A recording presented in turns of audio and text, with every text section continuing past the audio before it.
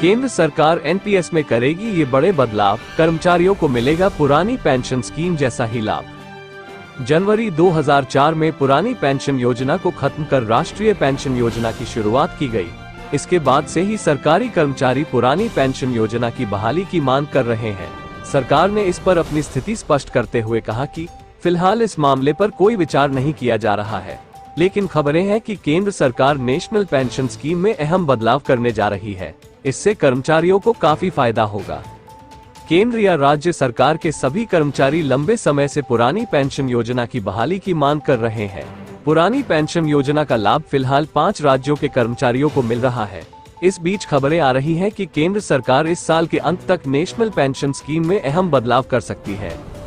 NPS में ये संशोधन ये सुनिश्चित करेगा कि कर्मचारियों को सेवानिवृत्ति के बाद उनके अंतिम दिनों के वेतन का 40 से 45% पेंशन के रूप में मिल सके। इस संबंध में एक उच्च स्तरीय पैनल ने सिफारिशें की हैं।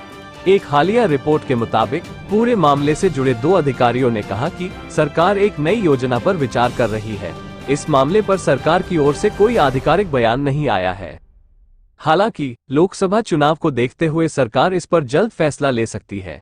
फिलहाल पुरानी पेंशन योजना का मुद्दा पूरी तरह से हावी है, क्योंकि कुछ राज्यों ने पुरानी पेंशन योजना लागू कर दी है। एनपीएस को 2004 में लागू किया गया। वर्तमान में लागू बाजार से जुड़ी पेंशन योजना 2004 में शुरू की गई थी। कर्मचारियों को मूल वेतन का 10% और सरकार को 14% योगदान देना होता है।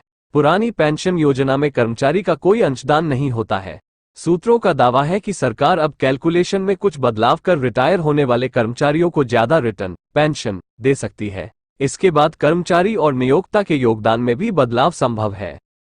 एनपीएस के तहत एक कर्मचारी सेवानिवृत्ति के समय कुल धनराशि का 60% निकाल सकता है, जो कर मुक्त है।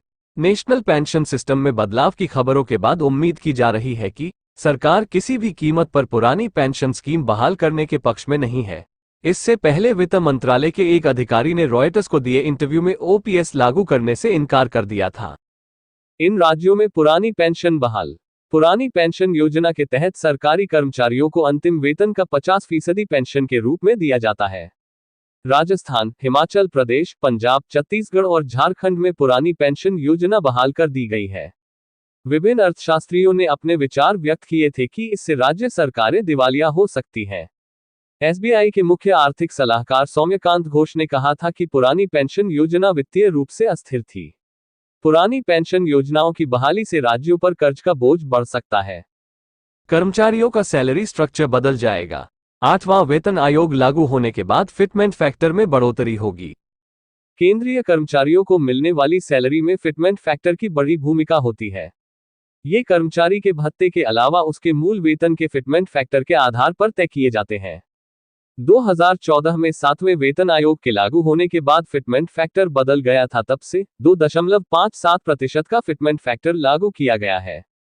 केंद्रीय कर्मचारी फिटमेंट फैक्टर में बढ़ोतरी की मांग कर रहे हैं। कर्मचारी चाहते हैं कि सरकार फिटमेंट फैक्टर को बढ़ाकर 3.68% कर दे। 8वां वेतन आयोग लागू होगा।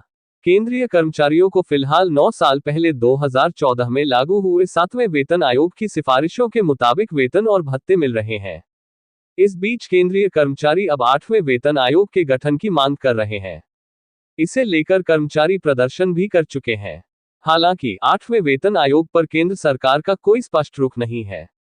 हालांकि संभावना है कि केंद्र सरकार 2024 के लोकसभा चुनाव के बाद 8वें वेतन आयोग का गठन कर सकती है और इसे 2025-26 तक लागू किया जाएगा।